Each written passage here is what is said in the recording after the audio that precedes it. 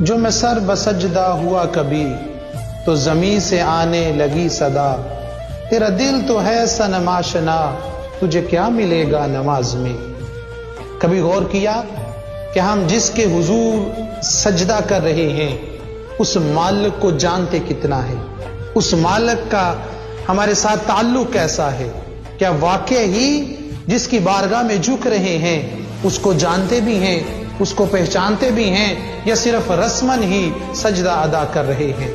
ورنہ اگر اس کو جان کے سجدہ کرو گے، اس کو پہچان کے سجدہ کرو گے تو وہ ایسا سجدہ ہوگا کہ جب بندہ مومن کی پیشانی زمین پہ ہوگی تو زمین بھی لرز جائے گی۔ وہ سجدہ تمام عبادات پہ بھاری ہوگا، وہ سجدہ زمین و آسمان کی وسعت سے زیادہ ہوگا۔